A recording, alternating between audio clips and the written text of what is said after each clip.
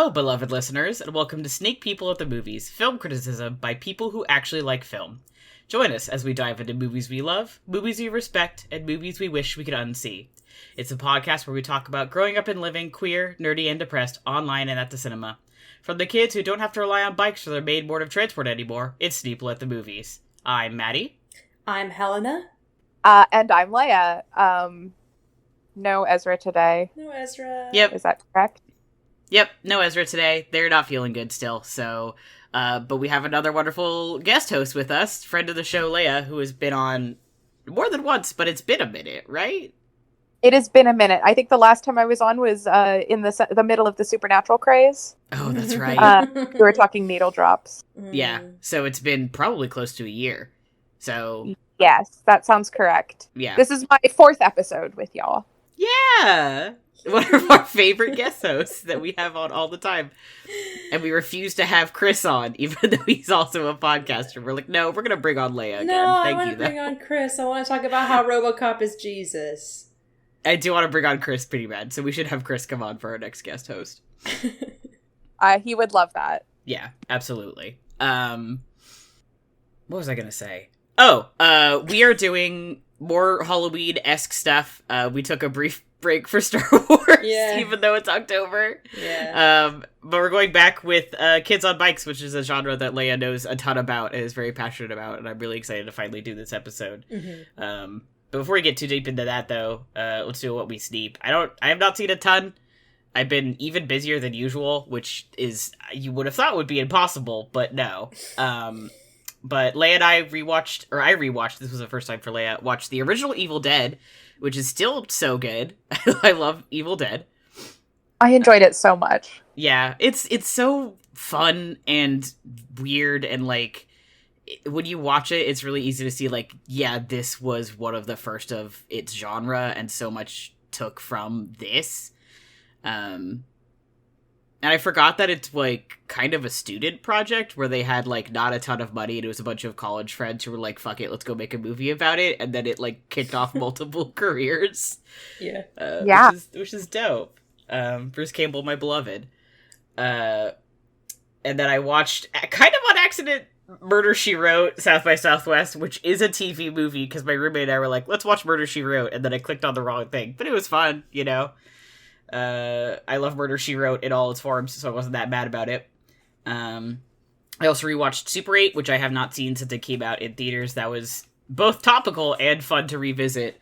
I'm sure we will talk about it again later. I watched some of the Murder, She Wrote show. I got all caught up on Andor today. God, that show's still so fucking good. And then I watched The Midnight Club, which is Mike Flanagan's new show. I really liked it, actually. I'm excited to go back and finish watching and fully watch some of his other stuff. I watched it with friend of the show, Ben, and our other friend, Andrew. And Ben was like, yeah, I would say, like, it is my least favorite of the Mike Flanagan stuff, but that still ranks it at, like, a solid B+. And I'm like, yeah, that's fair. I cried in the last 4 episodes. Like, each episode, I just was crying. So, you know, he fucking got me again. Thank you, Mike. That's what I've seen. That's me. Yeah, I've also been watching Andor, and I'm all caught up on Andor as of tonight. Screams. I rewatched Screams and Dies. Screams and Dies and falls off the beach. Into hell. I rewatched Tucker and Dale versus Evil because I came home and my roommates were watching it, and then they went to bed, and I stayed up and finished it. Ain't that just the way? So I did that. That was pretty fun. I like to see Alan Tudyk. Always and forever. This is kind of fun, actually. So I also rewatched Ginger Snaps the other night because it was on Tubi, which I love, a very dear to my heart. And yeah, our friend Ginger Snaps. Our very best friend Ginger Snaps. And I was realizing the guy who's the murderer in Tucker and Dale versus Evil is the guy who plays the sort of like fuckboy, like awful dude who's like chasing after Ginger in Ginger Snaps. And he's like much younger. Go figure, because Canadian actors there and everything. There's only so many of them. There's only so many of them. I'm only surprised that like Emily Perkins like isn't in Tucker and Dale versus Evil. Like, that's pretty shocking that she's not, but... Mm-hmm. Well, Emily Perkins is in pretty much everything. Pretty much everything. Like, she's in an X-Files episode. She's in the 1990 version of It, which we're going to talk about. Really? She's in... Yeah. She's Bev. Supernatural. She's in Supernatural. She's been in She's the Man. And Canada. so who's the other actress in Ginger Snaps? I forget her name. Catherine Isabel. Yeah, and she's also in Supernatural and other sundry things. She should also be in Tucker and Dale versus Evil. But alas, neither of them are, which I think it would make just a slightly better movie if they both were. But I also rewatched Scooby-Doo and the Witch's Ghost, which, Matty talked about in the last episode. It's a classic. Tim Curry is there. Is there. He's there. Imagine that you're like at a museum and you're trying to solve a mystery at a museum that you've been paid to solve, and Stephen King shows up and helps you solve the mystery and hits on you. And hits on you. And he's like, hey, do you want to come on a road trip with me to my hometown where they're having a harvest festival? And then he's like, oh, my ancestor is a witch, by the way.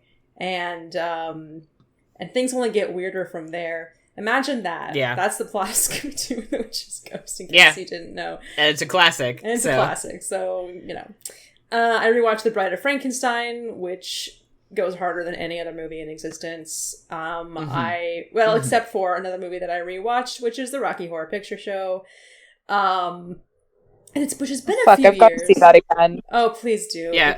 Oh my god. Leah and I think we're talking about when we saw Evil Dead. We were like, we should also rewatch Rocky Horror Picture Show. That would be an amazing That's two double movies that go feature. together, yeah? Yeah. Yeah. It's been a while, and obviously, I know this movie very well, and I've seen it many, many times, but you kind of forget, how truly amazing Tim Curry is sometimes, and then you watch it, and you're just like, fucking hell. He is just putting everything into it. He's so hot. He's so incredible. All the little jokes that just went over my head, even when I was a college student, were suddenly making sense. So much fun. And Susan Sarandon, my beloved, of course. Speaking of Stephen King, I rewatched Misery, which is about stan culture. Though he didn't know it. He didn't know it, but it was a little bit too... But not like this. But not like this. It is kind of like this, though. It's just a shade of what we want to see. I enjoy that movie very much. It's very stressful. Very strange. Weirdly funny. And then, there's scenes that I actually had to close my eyes during, even though I've seen it before. Because there are certain things that I can handle that are really extreme, and then there's certain things that just I can't handle watching somebody get their legs broken with a hammer. I just can't do it. Yeah, there's something about that. I agree with you. I have not seen Misery yet, but I know the premise just because it's one of those things that comes up a lot in horror media. Yeah. And I feel that way. There's something about bones being broken that is just slightly too close to home. Yeah. Right? Where I'm like, am I ever going to lose my eyes in my life? Probably not. Is it possible that I could get my legs broken? Yeah. Yeah. And the idea of someone doing that to me on purpose is oh, I don't like that. No. I don't like it. I don't like it. I don't like it. And it's so realistic. The special effects are so that they use on his legs are so believable, and he's also James Caan is also putting everything into it. It's just sweating up a storm and screaming and crying and cringing. You're like, oh god. Love movies where people are just sweating. Just love sweat. Love a good sweaty movie. We love a good sweaty movie, it's true. Speaking of which, I watched The Descent. People do sweat in that movie. They also do other things in that movie as well. This is the girls' club spelunking movie in which everybody dies and there are horrible creatures living in the darkness. It's very gory. It's very fun. I really enjoyed it. The premise is very simple, but it goes really hard commits to that once it gets there. I highly recommend it if you haven't seen it yet. I also watched Prince of Darkness, on the Criterion Channel, which is a John Carpenter movie from '87. I love it. I can't stop thinking about it. I'm obsessed. It's so good. Oh yeah, I do need to see that soon. Oh, please do. It's so good. I would highly recommend it to everyone. Yeah, I just don't know what to say. It's incredible. Starring my friend Donald Pleasance. Yeah, our best friend Donald Pleasance, who kills it. Your friend and mine, and also John Carpenter's friend, because he's put him in multiple movies. Yeah, yeah, and some, like, crazy special effects. Like, so I mean, obviously, 'cause it's John Carpenter, but, like... Yeah. Like, effects where I was like, how did you do that? It's so cool. And, like, I was also I was really moved by the ending of it, too, in a way that I wasn't expecting to. Like, it has some really killer, like, shots. It was, like, really bittersweet and sad at the end. So, yeah. I love that shit. Yeah, very, very good. I love when horror makes you feel something beyond just, like, cool gore. Yeah, exactly. I do like the, cool gore, but I do like the extra absolutely dollop of... Yeah. Speaking of which, also saw Godzilla... The original, the one and the only. Godzilla, which always makes me feel something. Yeah. Godzilla. It does. It was really moving, especially at the end. I was like, oh, that's my best friend, Godzilla. When he showed up, the first infamous shot where he, like, peeks his little head over the hills, I was like, yeah, that's my boy. There he is. Yay. It's so funny. 2 things about Godzilla. Pardon? Yeah? 2 things about Godzilla. Yeah. 1... I always think of that little map where somebody took the original Godzilla and put him next to the current buildings in Tokyo, and he's very tall. Like, help my boy, he's lost. Like, help him, he's lost. Like, he is only, like, 3 or 4 stories tall, right? Yeah, my sweet boy, he's like a child lost in the mall. No, he's... Yeah, and it's please. Like, help him, he's lost. So that's what I always think about when I think about original Godzilla. The original Godzilla, totally. Oh, my God. But also, I think about that post. Who said this? Was it Del Toro who was talking about, like, hey, just take a minute to think about why culturally the US and Japan might have different responses to race and mutation and what that means, like whether that makes a superhero or a monster. And I always just think that that's really interesting to think about that as a cultural divide. You cannot stop thinking about it watching the OG Godzilla. I mean, it's like... I was gonna say, there's also the clear difference between like the original Japanese Godzillas and the Western interpretations of Godzilla. Yeah.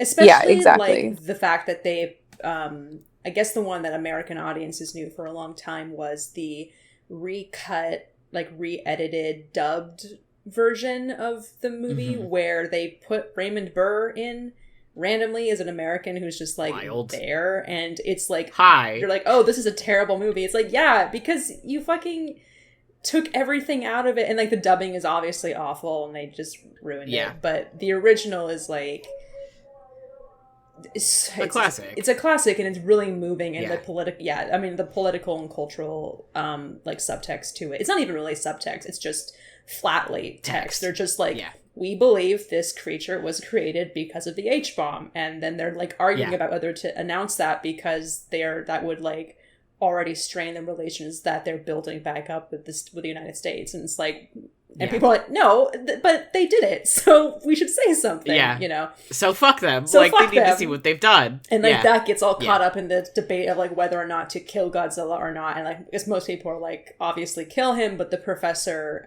is like, but he's like one of a kind. And we should be studying him for research and everything. And so it's like, ugh. And when he does die at the end, it's like, no, my boy. But that's my sweet boy Godzilla. That's my sweet boy Godzilla. And also because the hot scientist with the eye patch also... Sorry, I'm spoiling it, too, because he gets murked at the end, too. I mean, that movie is not recent. No, it's not. Sorry for guys. Godzilla spoilers. Don't you know about the hot scientist with the eye patch? Come on, get with the times already. Both of the male love interests in this movie are quite something. They're quite attractive, but he was the more interesting. Yeah, Godzilla from 1954. Yeah, guys. Sorry. Outside of your statue. Spoilers. Sorry. Anyway, that's what I've seen. Watch Prince of Darkness. Hell yeah. Leah, have you seen anything recently you want to talk about? Yeah, sure. I also watched The Evil Dead with Matty, of course, and I deeply enjoyed it. I love classic horror. Yeah. I love weird special effects that are probably just milk. There was so much milk at the end of that movie. There was so much milk. There was milk everywhere. Oh, milk is really handy for, like, eye effects. Yeah. Yeah. Yeah, and they were, like, throwing up milk a lot. Because they're all, like, possessed by demons and shit at the end. You know how it is when you're possessed by demons. You know how it is when you're possessed by demons, yeah. Yeah. And Bruce Campbell is unbearably hot. Yeah, I know. Yeah, we love an emotionally connected man who also is losing his whole shit. Yeah, he and just, is named Ashley. He tried so hard. Yeah. He's, like, emotionally supportive to everyone. Yeah. When like, his stupid shithead friend is being a dick to his sister after she just had, like, a horribly traumatic experience, he's like, bitch, shut the fuck up, I'm gonna get her out. Like, she's like, I can't stay here, and he's like, okay, no problem, like, I'll get you to a hotel, that's okay. Even when everyone else is like, ma, ma, ma. And I'm like, yeah, no, he's right, this is why you guys all fucking died. Yeah, he's just a great character and a great foundation for that movie. Yeah.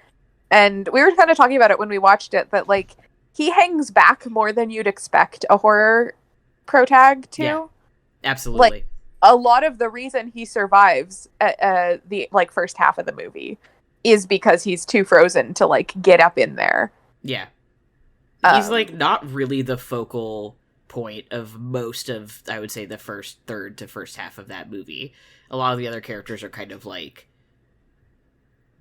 I don't want to say the point, but, like, they're taking up more of the screen time, and he's just kind of in the background, like, doing his thing. Yeah, he's kind of living his life. Yeah. There's also, as you said, is frozen in fear, because, like, everything's going to fucking shit. He's like, Yeah. There's a video on the making of The Evil Dead that I want to send to you afterwards. Yes, please. I'd love to watch it. Yeah. My version of The Evil Dead, the DVD I have, has video commentary, I think by Bruce Campbell, and there's another track with Sam Raimi and the guy who was the producer. And I am dying to go back and listen to both of those. I am fascinated by what they will have to say, presumably. Confession, never seen it. Yeah. And I really want to. I just, like, have never gotten around to it, and I keep meaning to be like, I really want to watch it with you specifically, so I'm just like, I want to watch Evil Dead with Matty. I was going to say, let me know. I know we have, like, a badillion things that we have on our watch list. Yeah. But anytime, I'm happy to rewatch it. The first time I ever saw The Evil Dead was when the remake came out in 2013? I went to go see that in theaters. And that was when I was, like, becoming a horror fan, but I was still pretty early into my, like, figure out what kind of horror I liked. And that movie gave me nightmares for, like, 2 days straight. And now, going back and watching the original Evil Dead, I'm like, first of all, I do not like the remake anywhere near as much as I like the original. And two, I think the scares are kind of cheap in comparison to what the original is doing. It's, like, no wonder they didn't end up remaking Evil Dead 2 or anything else. They just were like, all right, well, enough of this then, I guess. Yeah, for real. I had to watch The Blair Witch Project when I was, like, 15. God. And I got so scared that I made my friend turn it off. And that's actually the first time I saw the Rocky Horror Picture Show, because that's what we watched instead. Oh, hell yeah. Yeah. So yeah, we watched The Evil Dead. I watched The Seventh Voyage of Sinbad from 1958. Fun. That was Chris Pick. Of course. It was a really good time. Yeah. They had some, like, obviously it's, it looks of its time. In that, like, the special effects are kind of choppy, and, you can tell a lot of it is stop motion, and, all of the Middle Eastern characters are played by white people. But, like, it doesn't bother me, because I know that that's just how theater was made at the time. Like, yeah. In 1950, theater and film were so much closer together as an art form, and, like, there weren't that many Middle Eastern people in the film industry, and that wasn't how it was done. And obviously, if somebody made a movie like that and did that, it would be horrendously offensive. But that's not the media landscape that existed in 1958. And I think it's more interesting to look at it as like an example of the time instead of trying to apply modern sensibilities to it. As pieces of film history, rather than... Yeah. And I had a good time watching it. They had this fantastic, like, satyr cyclops thing that's, like, 20 feet tall and obviously stop motion, and honestly, it was a blast. Hell yeah. So that was great. I watched a couple of movies for this episode, which we'll get into later. Mm-hmm. I went to a work event today. We had like a party for my team, and we watched Hocus Pocus 2, and it was really, really bad. Shocker. Like, I swear, like, a third of the movie was like, took place in a very branded Walgreens. Ew. Oh boy. Like, really obvious brand placement. Yikes. It was not good. Yeah. I don't have any, like, nostalgia for Hocus Pocus. I was telling my mom about this, because she was like, you heard about Hocus Pocus 2, yeah?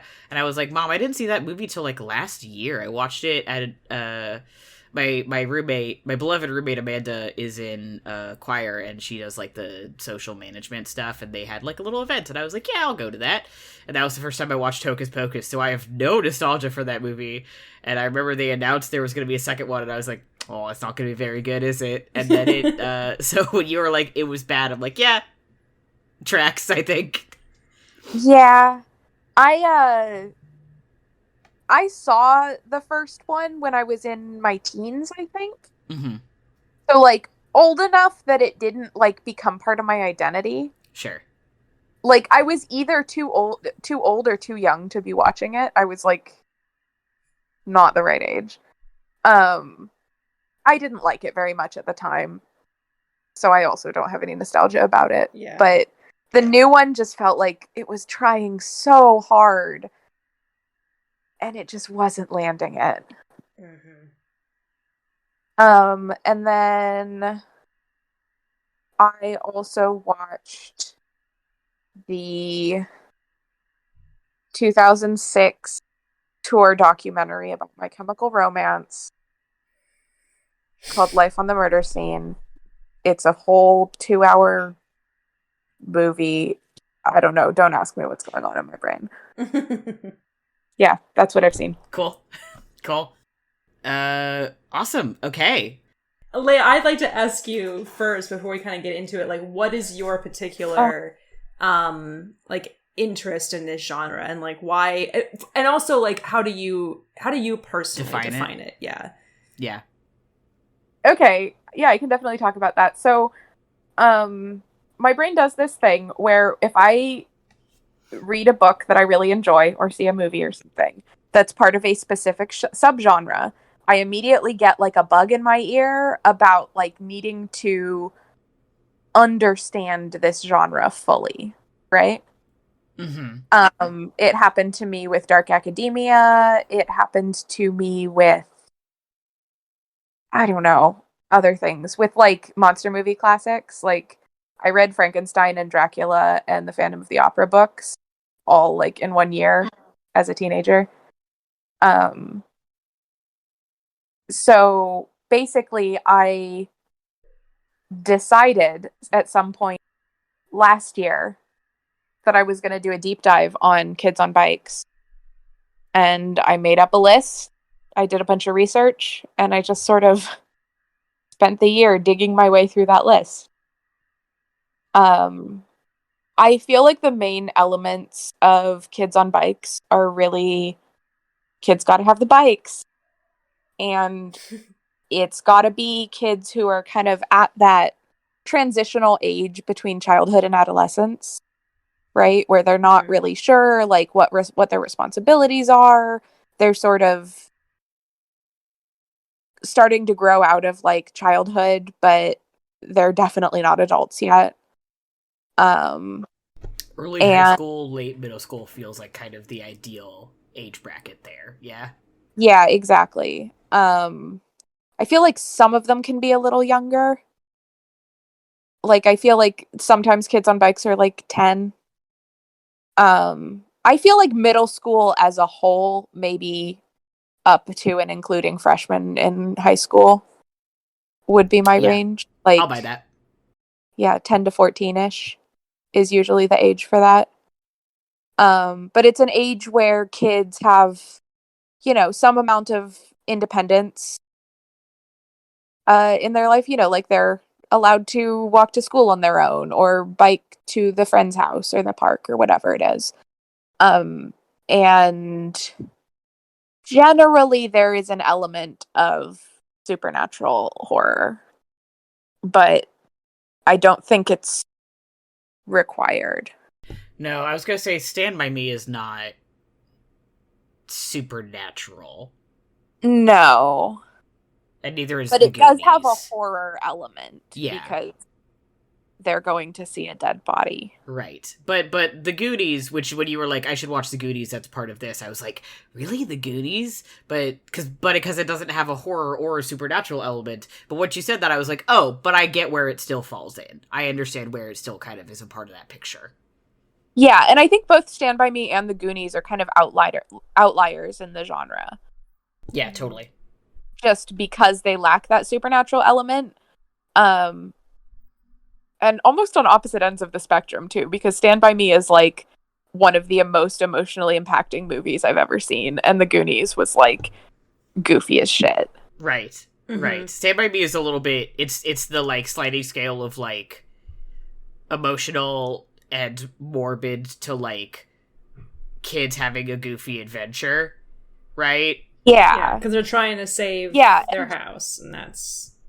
Yeah, which is, like, that's sad, right? But that ends up not really coming up very much outside of the setup of, like, we have to save the Goondocks.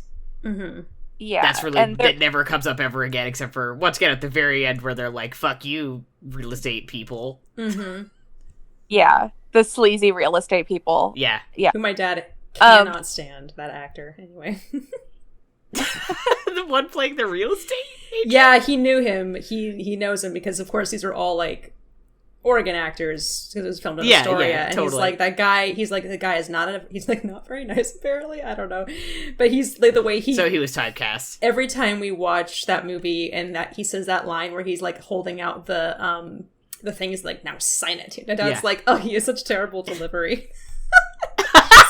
That's right. Fuck that guy. He's not a very good actor. And I'm like, Dad. That's so funny. Chill.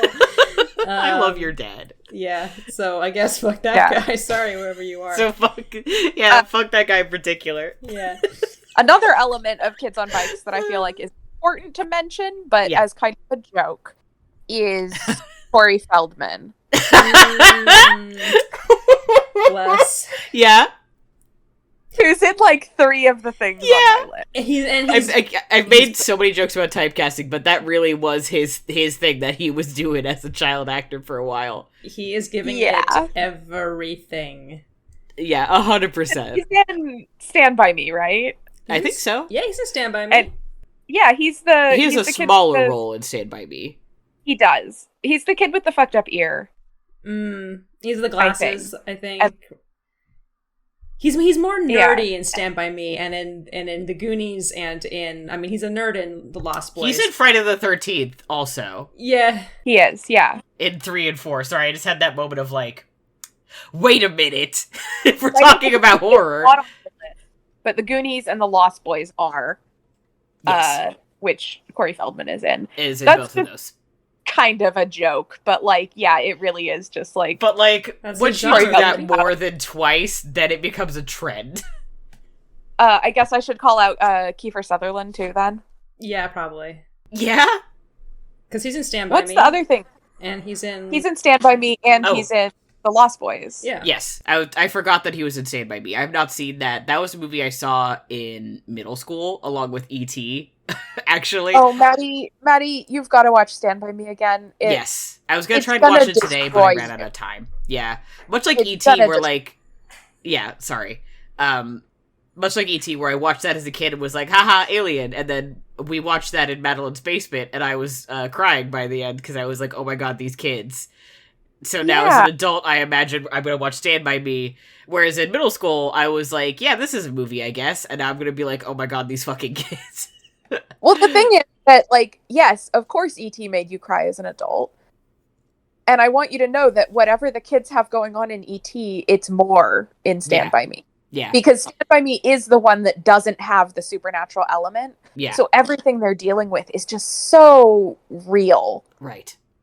You know, it's like they're talking about, like, awareness of their class differences between the kids. Like, there's no softening of the blow due to a fantastical element. It is just about their lives. It's just about growing up and realizing that you have predetermined places that you have to go and like all of this crazy stuff. And, you know, Stand By Me, I watched it for the first time last year with Ezra, actually.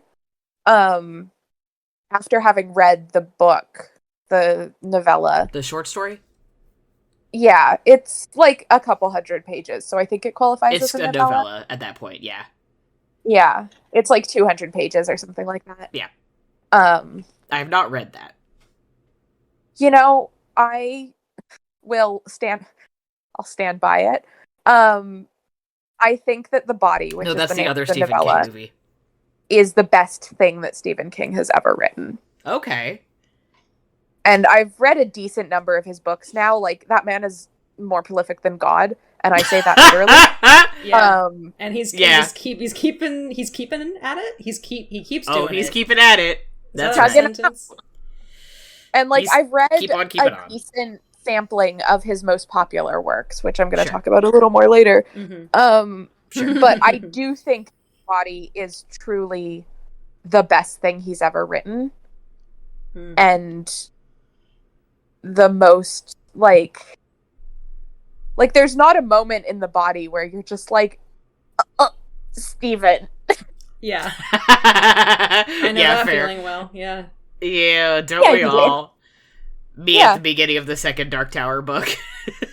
Helena and me finishing it. Yeah. Boy. Well, this is an interesting ending. Oh my god, what's happening?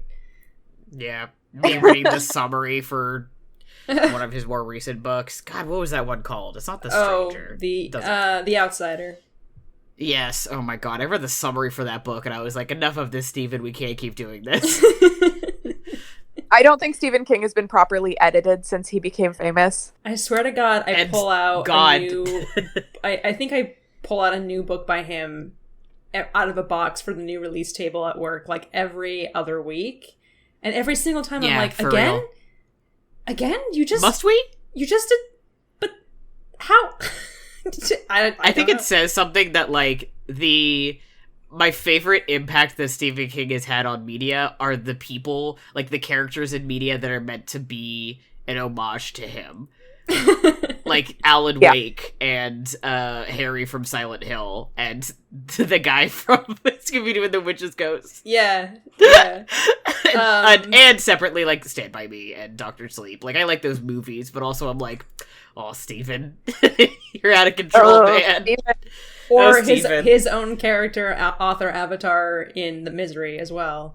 Which, speaking of which, So, like, Misery, and on a brief tangent, I watched it on HBO Max, and there was a brief, like, really cute, like, Zoom introduction to the movie beforehand, by which I mean Rob Reiner was, like, on a Zoom call talking about the movie, and he was talking about very funny. How he got the right to do the movie, and he said, because he made The Stand, and Stephen King apparently said that it was, like, his favorite film adaptation of his work that anybody had made at that point, which gave him a little bit of leeway to make Misery as well when that happened. Yeah. Do you mean Stand By Me or The Stand? Sorry, I said Stand. Did I say The Stand? Stand By Me. You said The Stand. Gross. But I figured. No. Yeah. Not a comment on the book. I just like the movie. Every movie adaptation has been terrible. Yeah. Fun fact about Stand By Me, again, is that when I watched it with Ezra for the first time last year, I was watching it and I was like, this feels like a Rob Reiner movie. Mm-hmm. Just because of, like, the quality of the light and the way the shots are framed. Yeah. And the only other Rob Reiner movie I've ever seen was The Princess Bride, and I don't think Stand By Me and The Princess Bride have anything in common except that they're both directed by Rob Reiner. Yeah. But that was enough for me to say, I think this is a Rob Reiner flick, and it was, and that was kind of really cool. And that like a moment of personal development for me. Yeah, that is, and I feel the same way about Misery too. And I think it's like the quality of the light, the way that he directs actors is very particular, and because he was also an actor as well, and I think he has a particular skill with that and a particular like approach to it that I think really stands out. Because the kids in Stand By Me are so good. They're really giving really decent performances, and even they're giving incredible performances. And considering the fact that the kids are Corey Feldman, Will Wheaton, and River Phoenix, River Phoenix is amazing, but Will Wheaton, I keep forgetting Will Wheaton is there. Yeah, and he's good as the Thing. Sorry, Will, bias about Wesley aside, However you feel about Will Wheaton, as a young actor or as an adult on Twitter, he's very good in Stand By Me. Yeah, I was gonna say my main beef with him is as an adult on Twitter. I think he's actually fine in he's Star not Trek, but he's not good, but it's not his fault, it's the writing. Yeah, it really is just he's fine. I don't think he deserves all the flack he gets, but that is neither here nor there. He's very good in Stand By Me. He's also a child, and I think he also got the part in Star Trek from doing this movie. This was the thing that kind of got him noticed. That would not surprise me. That would not surprise me at all. Yeah, and it was right around the time, because what Stand By Me was, what year did you say? 80. I think it's 84 or 85. 86. Very nice. 86. Yeah, so literally 1 year somewhere in there. So right before The Princess Bride. It's It's a year before The Princess Bride. And 3 years before River Phoenix's incredible turn in Indiana Jones and the Last Crusade. In which he's in one scene. He's fucking incredible in that movie, and I love that film. He is amazing. I love him. Yeah. Bless. Yeah. Did we successfully define kids on bikes? I think so. I think so. If we were to put it, you got bikes. Yeah. You got usually some kind of horror element. Yeah. Yeah. There's some element of a mystery. There's something, whether generally that is horror or supernatural. There's a threat of some kind to their the way childhood. they have lived their lives. Yeah, their childhood as it has been up to that point. Yeah. Yeah. Yeah, and that's actually one of the things I was thinking about, how it has to kind of happen in, a rural or suburban setting. Mm-hmm. Because it has to be the kids have to have kind of lived a fairly idyllic life up until that point. Mm-hmm. Right? Halcyon days, kind of. Yeah. Biking around, swimming in the lake. As you pointed out, a relative amount of freedom that, not to put too fine a point on it, us as kids who grew up in a city did not necessarily have. Mm-hmm. Us as a kids who grew up in a city in the 90s and early 2000s. In the 90s and early 2000s, yeah. And so I think Kids on Bikes is also really kind of anchored in time. Yeah. And I would say that's kind of 50s through 80s. Yeah, I can't see much looking at this list you've written here that would have taken place after that. Yeah. Summer of Night takes place in the 50s. The original It book actually takes place in the 50s as well, the kid portion. Yeah. Even though it was changed to the 80s for the more recent movies. E.T.'s the 90s? Am I recalling that correctly? Or E.T.'s the 80s. Yeah. The 80s? Okay. Yeah. E.T. is late 80s, I think. Okay, that might be where I'm getting confused. Super 8 was meant to take place in the late 70s. I was wondering that. They don't ever explicitly say it, but I was like, this feels like early 80s, late 70s, because they're talking about the Soviets. Yeah, I believe it's supposed to be 78. Yeah. but it doesn't feel like that. No, it feels very... very modern. Yeah, it feels like a very modern interpretation of specifically the 80s. Yeah. But much like Stranger Things, I think, feels that same way, where they're trying really hard to make it feel like the 80s, but it feels modern. I think Stranger Things does a better job, though. No, I'll agree on that, for sure. I think Super 8 that was like one of my biggest beefs with Super 8, totally. Actually, is that it didn't feel authentically 70s. No. I think that Paper Girls is also meant to take place in the 80s. That would make sense. But I can't remember off the top of my head. I did slam the omnibus of that comic series, which is about 800 in about 4 hours. Wow. Yeah. So cheers. Hell yeah. Yeah. Well done. I don't read a lot of comics because I read them too fast, and it's not very satisfying. Same. Yeah. I do read comics because I read them really fast, and therefore it's easy for me to consume a lot of content at once. So we have the same problem in three different ways. I still remember one time I was over at Ben's house, and he was like, "Hey, you should read this comic. I think you'd really like it." And I was like, "Yeah, man, no problem." And I just sat on this floor, and I spent 20 minutes reading 2 volumes of it, and I was like, "Okay, here you go." And he was like, "Pardon me?" And I was like, "Yeah, I'm done. Thank you for lending those to me." And he was like, "Dude, I meant you to take them home." And I was like, "Oh, well, I didn't need to." Yeah. Thank you. And then Wrinkle in Time, which you've put on this list, which I didn't ever think about as a Kids on Bike, but like, neither did I, but I loved that series growing up. I actually read more of the later books than the original. Interesting. Yes. There was one that is, I think it's called Many Waters, where the twins, and this is way off topic, the twins end up going back to the time of Noah's Ark. Mm-hmm. Oh, weird. So they know that there's a massive flood about to happen to these people, and there's not really much they can do about it. And the the twins grow up to be like tweens. Yeah. There's they talk about the seraphim and the Nephilim, and which like is how I learned about those concepts. Mating with the humans, and it's it's fascinating. I enjoyed it, but it's very, very weird. Yeah, I read that one in the original Wrinkle in Time the most, I think. But when I think of Wrinkle in Time, I think of Many Waters first. Yeah, I read the original Wrinkle in Time many, many, many times. It was one of my childhood favorites. Yeah, I actually only read Wrinkle in Time as an adult. Oh, I somehow missed it as a teen or as a kid. Happens. I think because the author's name was very similar to the author of one of my favorite books. Mm-hmm. And so I was just like, oh no, it's not the cool one. Yeah. Enchantress from the Stars is the book I'm thinking of by Sylvia Louise Engdahl. Ah, okay. And Wrinkle in Time, of course, is Madeline L'Engle. Yeah. So I read it recently, and I watched the movie with Chris a couple years ago. Ooh. How was that?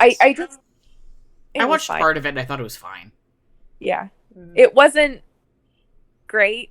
Yeah, I think the book is better. Chris Pine is a good dad. He is. It was fine. Would you like to see Oprah large? I remember I didn't actually end up finishing it. I got like maybe halfway through, and I got a little misty-eyed, and I was like, it was something where like I was gonna go do something, and I was like, okay, whatever, I'll pick this up later, or I won't. But it was one of those like notable circumstances where I never went back to finish it. I was like, I think I'm fine. Yeah. It wasn't bad. It was just like, eh. Yeah, and that just happens when you adapt beloved children's books often. I think that was my first episode on here, is talking about adaptations. It's kind of like the sci-fi entry into Kids on Bikes. Yeah. I feel like. Yeah. Totally. And it's interesting because a lot of it doesn't necessarily take place at home, which is, I think, why I never thought of it as a Kids on Bike. All the kids on one bike. All of them. All the kids on one bike. Yeah. The clown version of Kids on Bikes. Yeah, but I still understand why it would be part of that genre for sure. Yeah, and I sort of made that connection and actually added it to the list after reading Paper Girls. Mm-hmm. Because that's another one that doesn't take place at home a whole lot. Mm-hmm. It's mostly about time travel. Love that. Mm-hmm. So that was another interesting twist where I was like, I'm not sure how I feel about this being the way this story goes. But I was like, by the end, I like had bought into it. So yeah, I also think that when they adapted Paper Girls for Amazon, into a TV show, which was not renewed at all. Yeah. That they made it more kids on bikes than the original comic series. Interesting. They simplified the story down. They centered it more around their home. They centered it more around the girls as characters and, like, you know, getting to meet their older selves and stuff. Okay. As opposed to the comic series, which had a lot more time travel and convoluted storyline situation. Both of them were fun, though. I mean, I didn't finish the TV show because it's an Amazon show, and there's just something about Amazon shows that I don't click with. Every time. It's just not right. Like, it's almost too simple, but I wouldn't want it to be more complicated because I don't know how to articulate what it is about the Amazon production style that just doesn't work. No, I know what you mean, though, and I do agree. It almost looks too much like a commercial or something. Yeah, it feels like the production value is, like, too sterile. Yeah. Even in a weird way. An obscene amount of money. Yeah. It's very smooth. Yeah. It feels very much like the kind of content where they're like, we need to make every shot look like we could put it in an ad. Yeah. Yeah. And not just that, but, like, the script felt very, like, every line that each of the characters says is very exemplary of the character type that they're embodying. There's no subtlety. There's no subtlety. There's no nuance. Like, there's one character who's, like, you know, a tough tomboy, and everything out of her mouth is either, like, a swear word or something rude or I don't need your help. And obviously she has a heart of gold underneath it all, and she's scared of everything. But how are you supposed to know that? I mean, you do know it, but it's just so on the nose all the time. Right. And I don't know. I really enjoyed that character, but I was just like, could you write her a little more delicately? Could you write her, like, not delicately, like, personality wise, but, like, with more finesse? I don't know. Yeah. It's hard to get at what I mean there, but no, I pick up what you're putting down, though. It's very, like, saturated in terms of, like, the personality traits and the tropes. There's not a lot of kind of middling gray in terms of, like, I'm mixing my metaphors here big time. But, well, I'm picking up what you're putting down, so I think it worked. Yeah. It also, like, separately, the Amazon stuff feels like capital C content TM. Yeah. Which is just, like, we live in a world where I am constantly fucking inundated with content. Like, man, I'm good, thank you. Yeah, it's interesting. I was talking to Chris about it, who often thinks about the doylist elements of media and why they work and don't, in a way that I don't tend to think about, except, you know, I've picked it up a little since he and I have been together. Yeah. But he thinks just so much about, like, the media landscape and advertising and all that kind of thing. So his point was, in order for a show to make it and to get renewed now, it has to generate buzz when it comes out, right? Yeah. And, like, nobody was really talking about Paper Girls when it dropped, but they were maybe a couple months later, but it had already been canceled. Yeah. As opposed to something like Stranger Things, which, you know, people were excited for that show to come out. Yeah. Nobody was really excited for Paper Girls to come out. Yeah. And nobody really, like, watched it right when it came out and started blogging about it or tweeting about it or whatever. Therefore, it was a failure. Therefore, it was a failure because it didn't go viral for, 3 days of internet time. Which is really too bad because there was something there. Like, it could have been on a level with Stranger Things or something, but it just isn't. I know. Really, what a world we live in. I mean, do we want to transition on that note to Stranger Things, or do we just want to be like, well, Stranger Things? Oh, let's get into it. Get into it. Yeah, I think because I make a joke about it in our outro. Let me be clear. We have to talk about Stranger Things. No, we don't have to. It's not like I haven't made outro jokes that didn't make any sense before.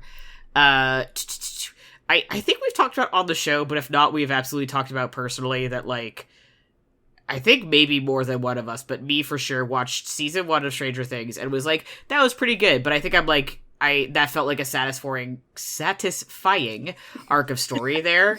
Like, I'm good. And then they made a season 2, and I was like, about what? And then I just never watched any of the other stuff, and every time a Stranger Things season comes out, it's like all over the internet everywhere, and I'm like, but like, what is it about?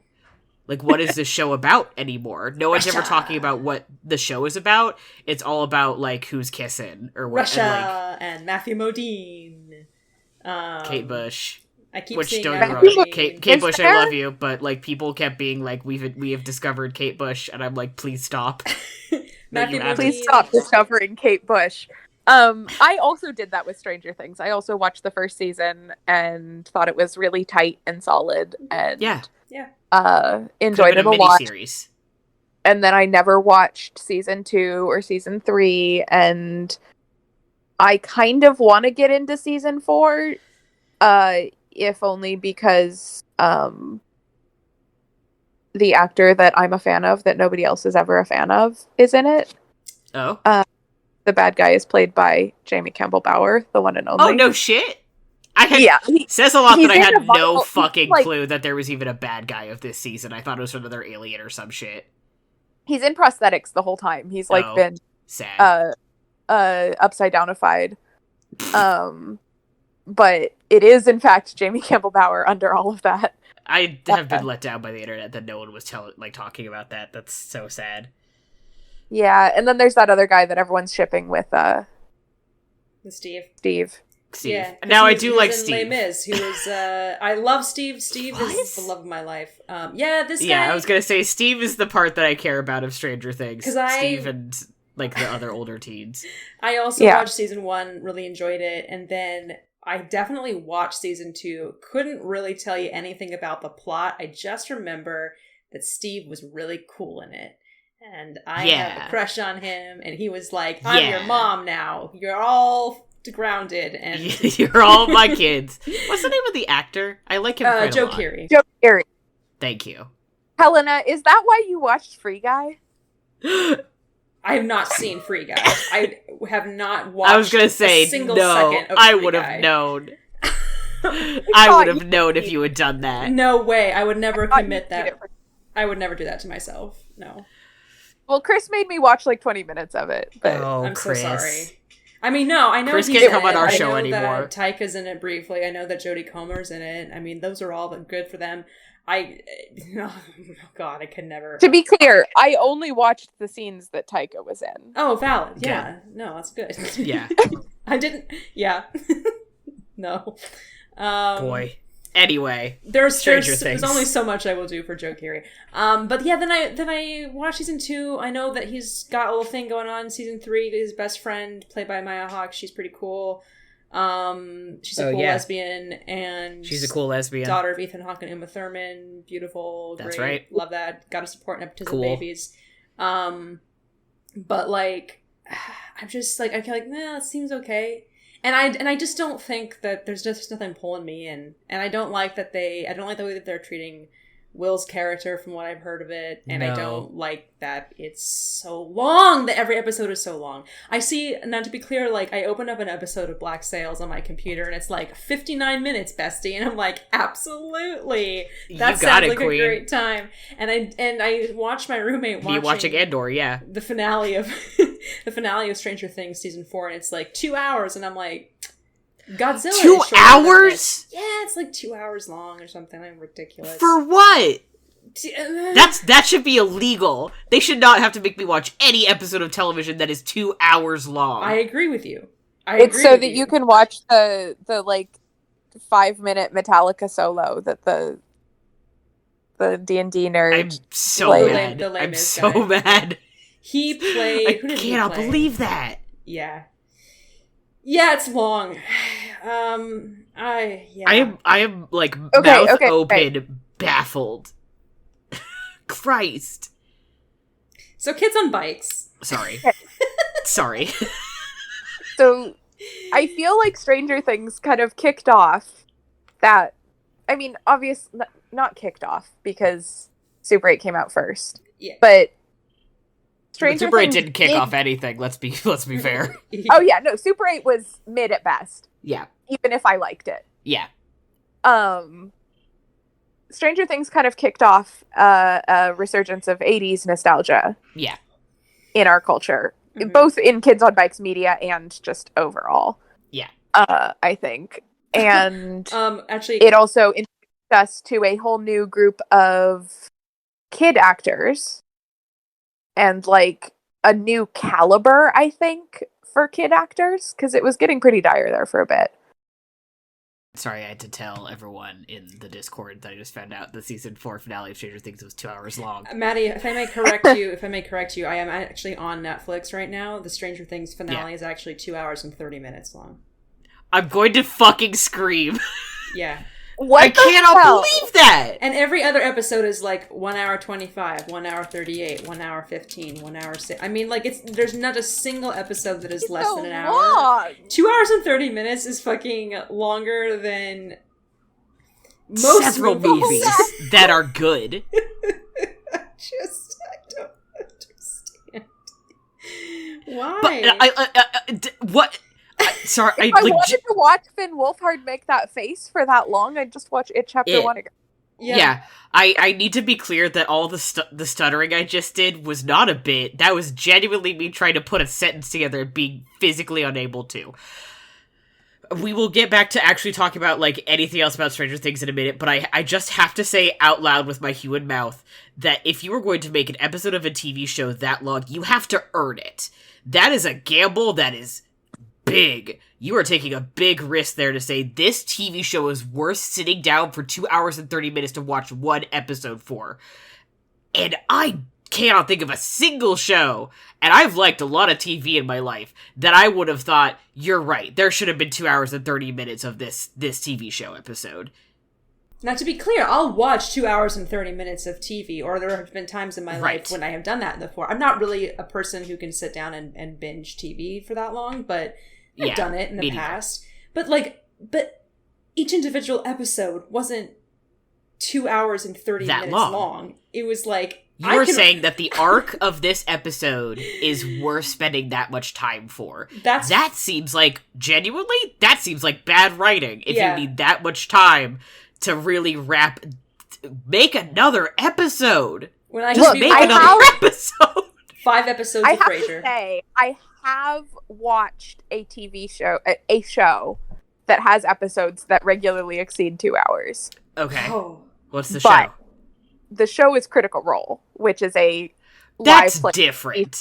Yes. That is different. That is not a scripted... but I still couldn't do it. It's different, but I did still sit down and watch like 5 hours of Critical Role in a sitting. Oof. Sure, but that's not a scripted... I think the difference there is that's not a scripted... I mean, it wasn't at the time. A scripted high-production TV show. That's live improv, which is different. Yeah. And that's also a standard length for like a tabletop session. Yeah. Like, it is still not scripted, but it is very high production now. Yeah. But, which I think is really the key difference there. If they were doing scripted live tabletop like that, I would then say, like, I would maybe give it a little more flex once again, because that's kind of standard for a tabletop session. That's just how long those kinds of things tend to be. But I would still think, like, do they need to be, like, Sneople isn't 2 hours and 30 minutes, and once again, we're not scripted, right? No, but it could be. And sometimes we do go, it's true, sometimes we go a little bit longer, right? But I tend to think, like, if we're going to make an episode that long, if we're going to do something like that from a producer's point of view, we have to be making something that is worth having somebody sit down for that long and listen to it. And it's different because you can listen to us and do other stuff, and people pause podcasts all the time. What are you doing in your TV show? I apparently have really strong opinions about something I didn't even think about until maybe 2 minutes ago. But God. It's true. You can pause your podcast, and also sometimes Chris hangs up on me because he forgets that I'm not a podcast and he can't just pause me when something comes up. I love him. Can you tell him I love him? I can tell him that you love him. Funniest thing I've ever heard in my entire life. I'm excited for Chris to hang up on us when we finally have him on Sneople because he forgets he can't pause us. Oh my god. Anyway, okay, let's go back to actually talking about the kids on bikes part of Stranger Things. I do want to talk about it. I could never be convinced to watch this show now. You could never convince me to watch this show. I think the most interesting thing about Stranger Things, if you don't mind me diving right into it. Mm-hmm. Please save me. Save me from myself. Is that each age group is effectively in a different genre. Right? Mm-hmm. So the youngest... A little bit like Lost Boys. A little bit like Lost Boys. The youngest group of kids are the kids on bikes. The teenagers are in your typical, like, you know, horror movie slasher type thing. Sure. And the adults are in this, like, X-Files show. Right? Mm-hmm. Yeah, you know, or they're in like a sci-fi investigation. So yeah, X-Files. Yeah, X-Files. And they're all operating in their age groups, and it almost makes you wonder, like, if that is a age-based reaction to that type of situation. I don't know. Mm-hmm. I haven't thought about that too deeply, but, like... No, but I think there's something there for sure. I wish there were slightly more kids on bikes that had that kind of... Super 8 does that a little bit in terms of, like, there's the difference between what the dad is experiencing and what the kids are experiencing. But even then, it doesn't really go that far. And I think that would be interesting to explore further. Yeah, exactly. Yeah, because the dad is like, oh, there's, you know, all these military police. There's these, what are they, blueberries? The dad is having the world's, like, worst week at work. Yeah, and, like, you know, the dad is, like, the guy from Jaws. Yeah. Yeah, he's Chief Brody. Yeah. He's Chief Brody, and he's, like, holding it all could never be, but... his bare hands. Yeah. While this, like, you know, military police is combing over his town. Right. And meanwhile, it's the Air Force, weirdly. It is the Air Force. Which is, like, such a... I understand kind of where they picked that, but it also seems kind of weird. I mean, to be fair, it also could be that they're a subgroup of the Air Force that's not really Air Force. That's fair. Like, Air Force is just the cover for what this group actually is. I feel like if you have a secret military police or a science division or whatever, you would probably just slap on, you know. That's true. Air Force is the one that I'm the least suspicious about generally, so. Yeah. You're just like, okay, yeah, you're part of the Air Force now. Don't worry Not to mention you're a very special secret science subset of the Air Force. Yeah. Right. I don't know. Anyway. Not important. Anyway. Yeah, but, like, it's really clear in Stranger Things, especially in season 1, mostly because that's the one I've seen, how stratified the experiences of these kids are just because of their, like, you know, their place in life. Like, Winona Ryder is over here like, my kid disappeared and he's been having a hard time and I'm divorced and I'm barely holding it together and my kid is missing. And meanwhile, the teenagers are just like, there's something weird on one of our friends died. Mm-hmm. And then the kids are just like, there is a monster. and we're naming it after our D&D characters. That's right. That would also be my reaction. I get it, kids. Yeah. I don't know. I think it's interesting to look at, like, nostalgia media like that in comparison to stuff that was made at the time. Yeah. Do you mind if I step past Stranger Things now? Yes, please. Yeah, let's move right on, huh? Can we talk about... Okay. Because when you've got a book that was adapted twice in different decades, yes, that's kind of the perfect way to compare. Yeah, let's go into it. I was hoping this would be the next step. Yeah. I'm excited to get into this as somebody who has not actually read or seen any of this, to talk about it specifically with you two. Yeah, to talk about it. That's right. Wink. Wink. First of all, Stephen King, lay off the cocaine, man. Oh my god. Yeah, for real. Yeah. Look, not a listener of this podcast. It was the 80s. I feel like everybody was kind of doing it, but it had it had an effect on him in a way that we can't even parse. So, for our listeners who may not know the lore of it, the clown book, Clown Brick, which I have on my bookshelf right now. Yeah. What is it, 87? When was it published? I'm asking my brain and not typing it into Google. She says, typing it into Google. 86. 86. Okay. So it is a 1,200-page book that was published in 1986. Took him 5 about years. A group. Took him 5 years to write. Took him 5 years to write it. It's about a group of kids who fight an eldritch horror in 1958, I believe, and then reunite 27 years later in 80. I can't do math. 5. I want to say it's 85. To fight it again as adults. And the eldritch horror takes the form of a clown, but really it is truly a cosmic horror creature that came to Earth with the meteor that killed the dinosaurs. Yep. I'm not kidding. It's so fucking funny every time I think about that. It's so good. It's so good. How did they find that out, Leah? Do you want to talk about that? Do we want to skip over that part of the plot? Well, now I feel like I've paused too long. I can't. You know what the magic of editing is I can just cut out that pause. I mean, I can't fully remember anyway. But I have some inkling. They try to mimic a Native American ritual that they found in a book, and they hotbox their underground clubhouse with a campfire with weed.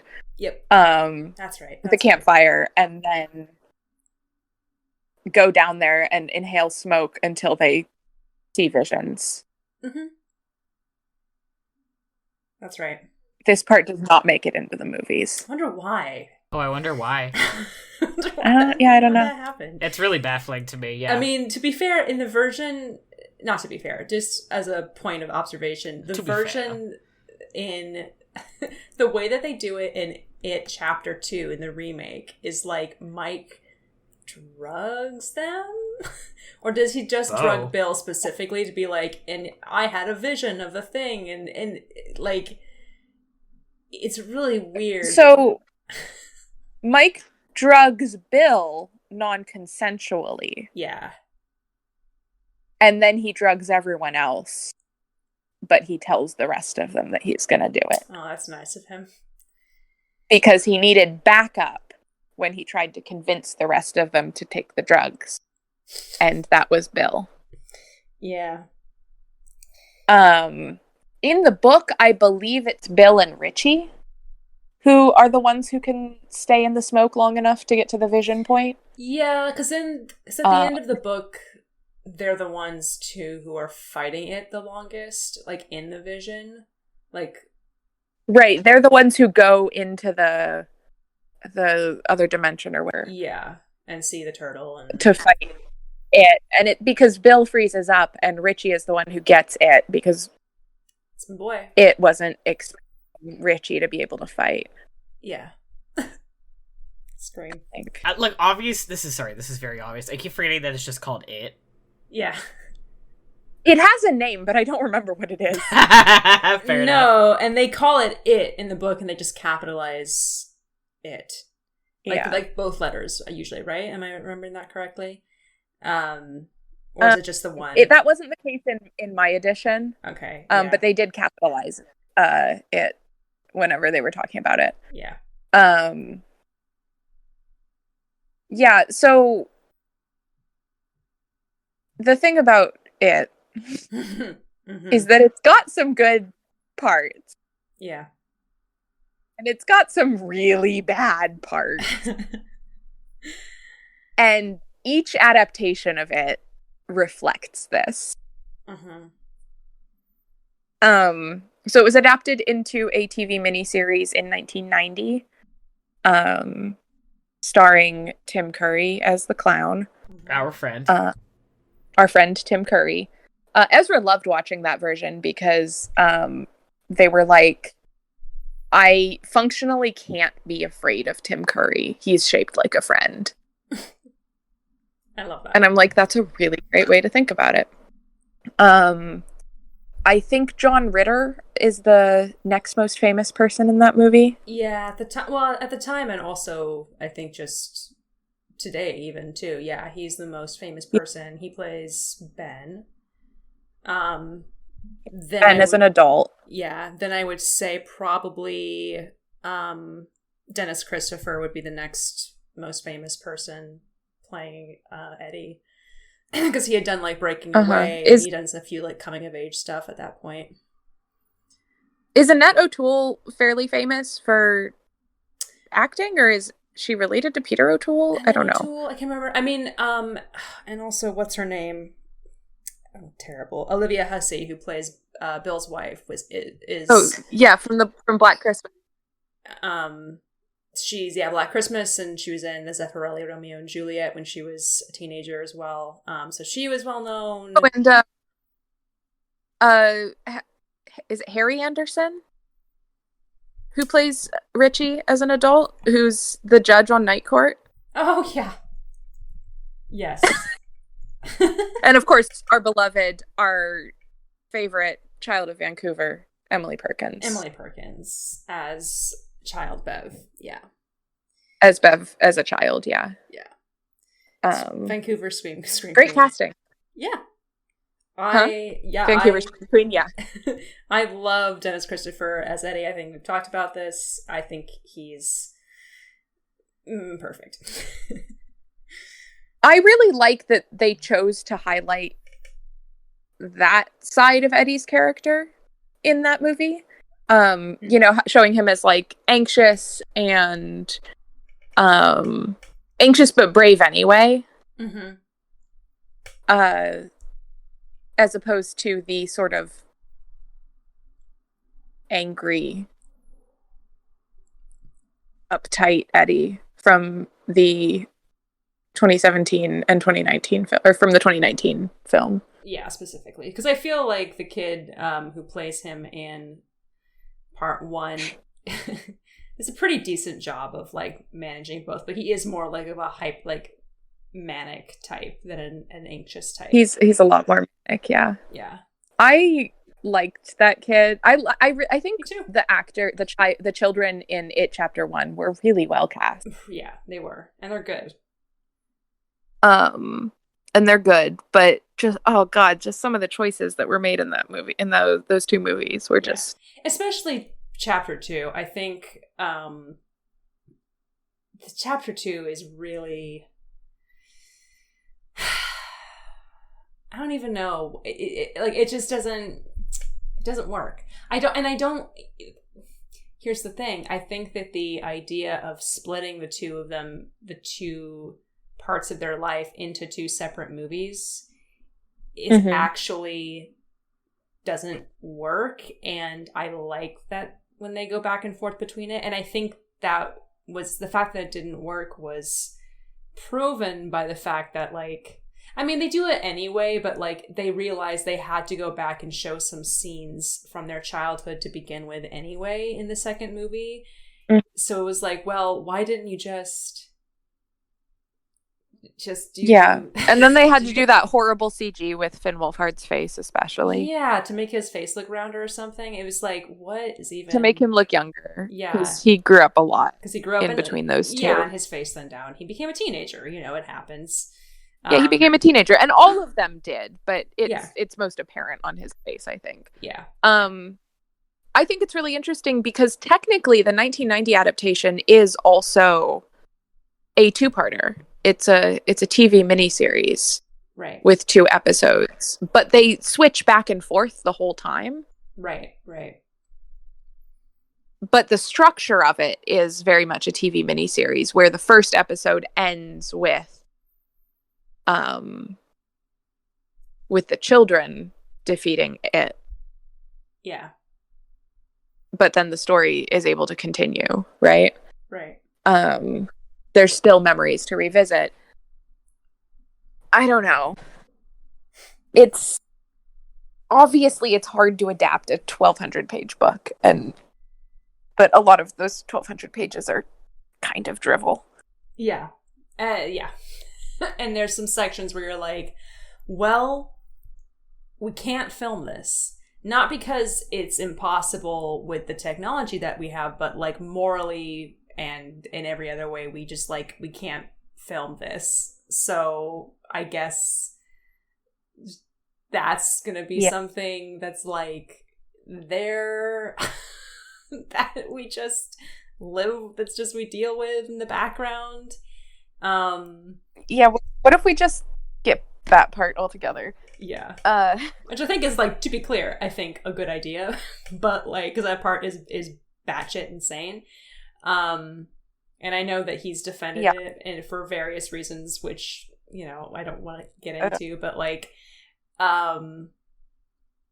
it's just, like, you can't film it.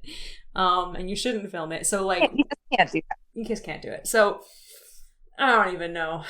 I do... overall like the book. I think it has some really interesting ideas, and thematically I find it very interesting. But yeah, and it's got some really compelling characters. Yeah, exactly. And I you know, obvious a fandom. There's a full-fledged fandom. Yeah. About it. Yeah. Right, and God knows I got stuck in that last year a little bit. Oops. Oopsie.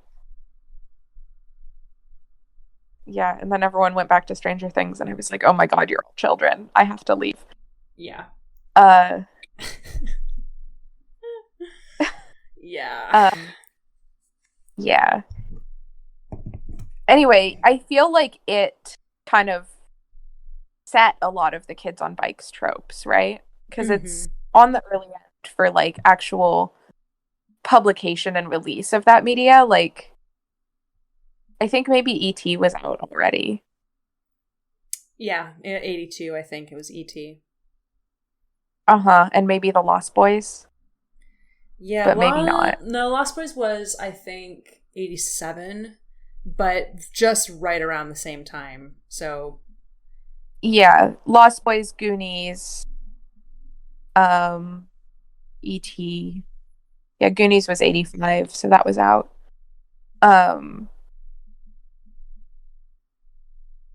Yeah, and then, you know, more books started coming out later. Summer of Night came out in the 90s, I think. Yeah. As I'm thinking about this, I feel like a lot of that happening in the 80s when it did happen, it feels like, for the most part, baby boomers, I guess, essentially. I mean, kids who were born in the 1940s, growing up and becoming writers and directors and creating movies that are nostalgic for an idea of childhood. Like I mean Steven Spielberg making E.T. and like a lot of his movies obviously, but that, and I think a lot of Stephen King's stuff is reflecting on parts of his childhood that he hasn't either like fully reconciled with or like is trying to reconcile with in various ways.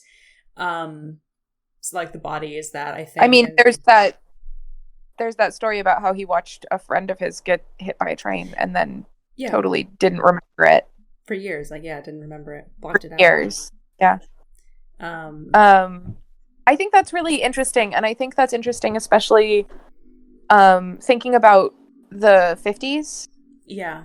Where a lot of these originated, because prior to that, childhood was a really different thing. Mm-hmm. And this really stood out to me when I was reading Summer of Night, which takes place solidly in the 50s. Yeah. Unlike most of these other things, which are either on the tail end of the 50s or later in the 60s, 70s, mostly 80s. But how close to the old world the 50s really were, you know, because there's this whole idealized idea of the 50s that comes up in media a lot, right? Where I think we sort of pull it forward in time by nature of not having that experience. But like in Summer of Night, you know, there are kids in Summer of Night who get pulled out of school because they have to go work on the farm. There are kids who have their grandparents who don't speak English because they're the ones who immigrated from the old world, who live in the house with them. You know, there's the one kid who has the German grandmother who doesn't speak any English. Yeah. There's the kid who has to go down into the basement to reset the breaker box, and it's like a root cellar, right? Yeah. It's like a dirt-packed root cellar. And I was reading that book, it just sort of really just occurred to me. I was like, oh, this is such a transitional era for what the meaning of childhood is, and what the meaning of like the suburban family or the small town family or what that kind of life looks like. That it, like, the Kids on Bikes genre can't exist before that. And then once you get to a certain point, in the 90s probably, it can't really exist after that. Yeah. Just because of like what the elements are at play there. And I don't know, that was just, Summer of Night kind of changed my paradigm on some of that. I really like and Summer it's such of a Night. cool, Matty, for your reference, Summer of Night is about a cursed thing from the de Medicis that ends up in a small town, and starts causing all sorts of problems. Interesting. Yeah. So it's like, it's one of those things where like the grown-ups kind of get enthralled with the thing, and then there's like creatures going around, and this one kid keeps seeing a soldier from World War One, which is weird. He's like, usually when you see soldiers, they're from, you know, the Second World War.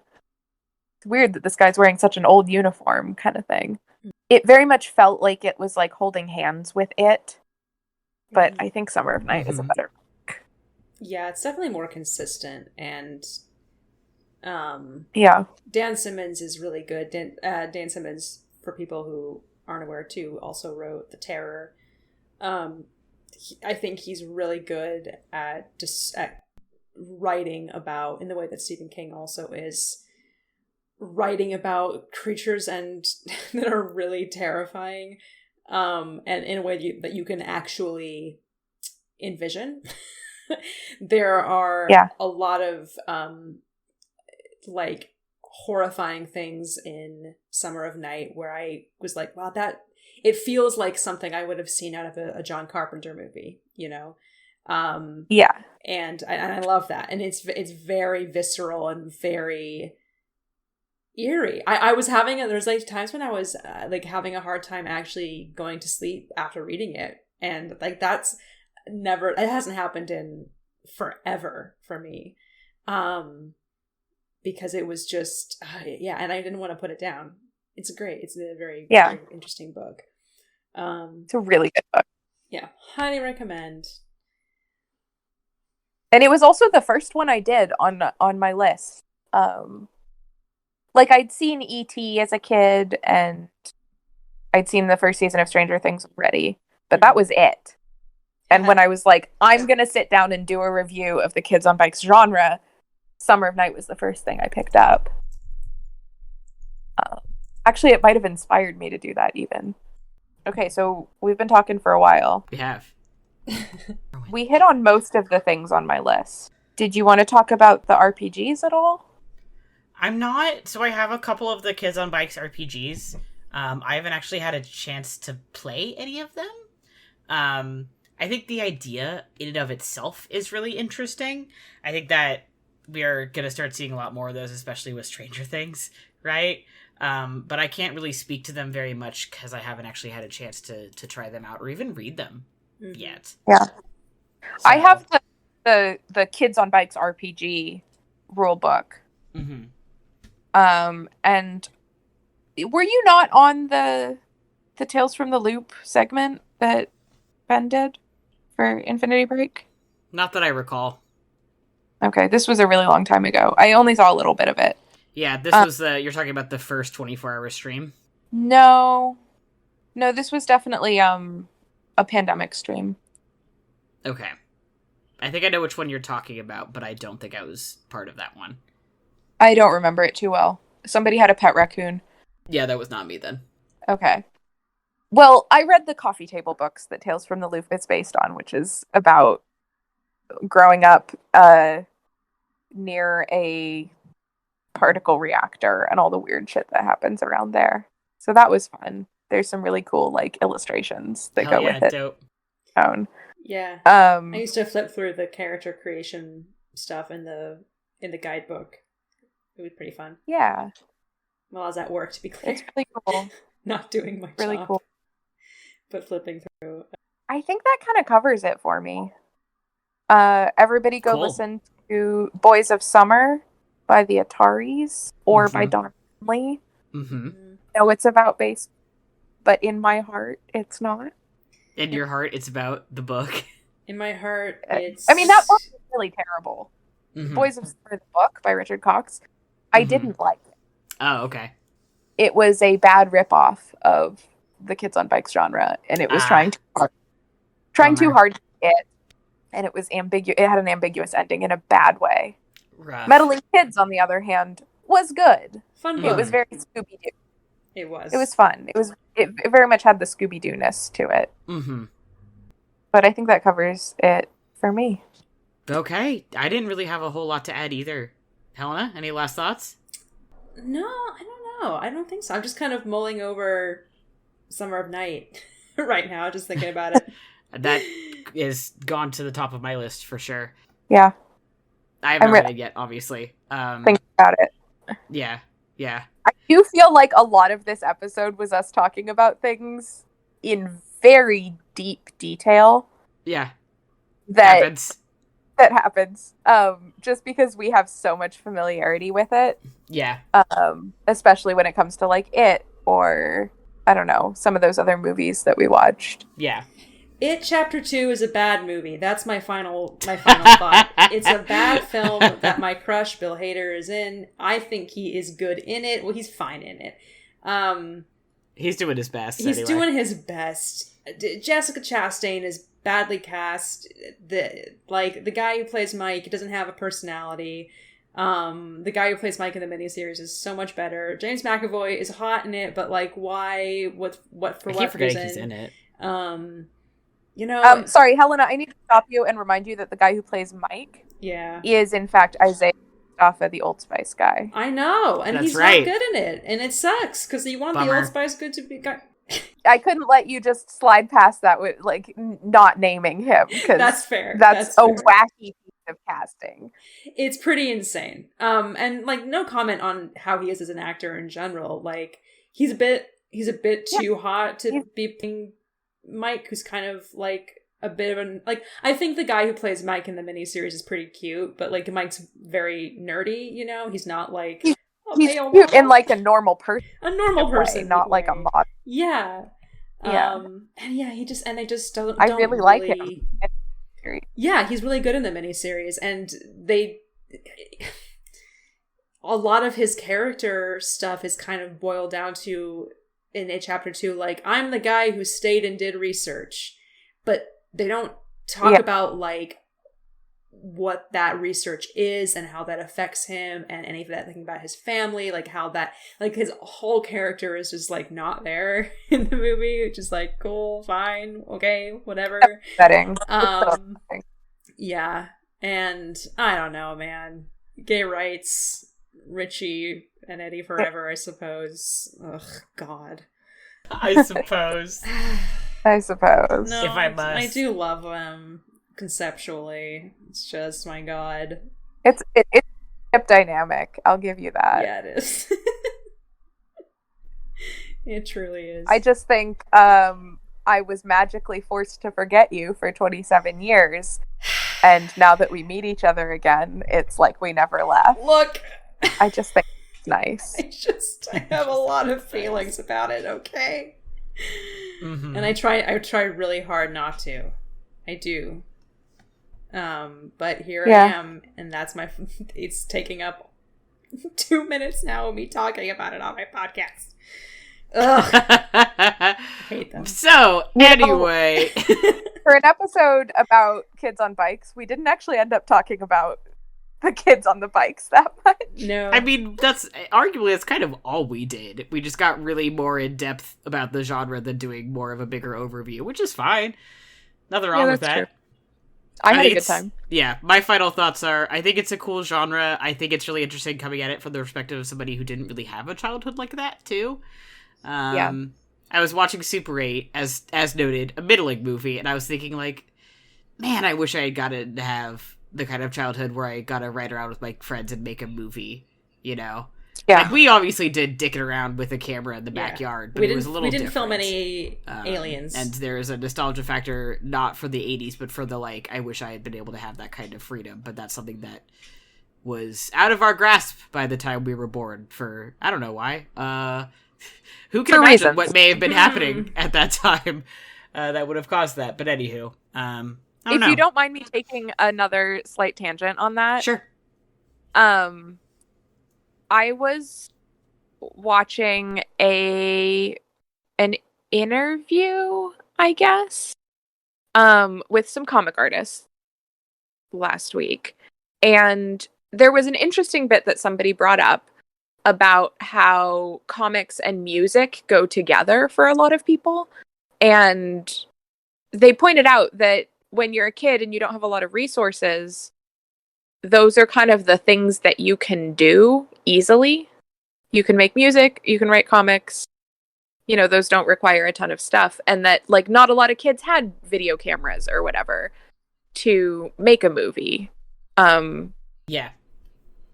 And that was one of those things where I was just like, oh yeah, these people all grew up during the 80s and 90s. And, you know, the reason that they became successful doing, or that they got into comics and music and then eventually became successful in it, is because those were the things that they had the resources to practice as young people. And just thinking about, like, how we were situated in the digital era, you know, I didn't have a smartphone as a teen, but I had a digital camera. Yeah. And that it was just this sort of weird transitional phase where a lot of people our age ended up doing their exploring online instead of in their neighborhood. Yeah. Or in an art piece or music, and it got channeled in a different way. And yeah, we became, you know, like the YouTube generation. Yeah, which is interesting too, but like different, yeah. Really different. Absolutely. And kids now have TikTok, so they're also like the next of evolution of the YouTube generation. Yeah, exactly. It's like a whole different short form as opposed to long form. Everything's short form. everything's, I don't want to say everything is derivative, but a lot of it in conversation with each other. Yeah, totally. It's just a really different environment to come of age in. Yeah. And it's one of the reasons why I think Kids on Bikes as a genre is so nostalgic. Yeah. Because it really makes you nostalgic for an experience you never had. Yeah, absolutely. I agree. Which is interesting to think about. Like, what is that even? There has to be another word for that kind of experience, but, like, I don't know. Something to revisit another time, maybe. Something to keep having conversations about and, like, watching other stuff about. Definitely, like, a philosophical thought to keep you busy while you're stoned. Yeah, exactly. Yeah, exactly. And I think on that note, I'm going to take us out of here. Sounds fantastic. Thank you for hanging out with us here on Sneople the Movies from the Infinity Break Network.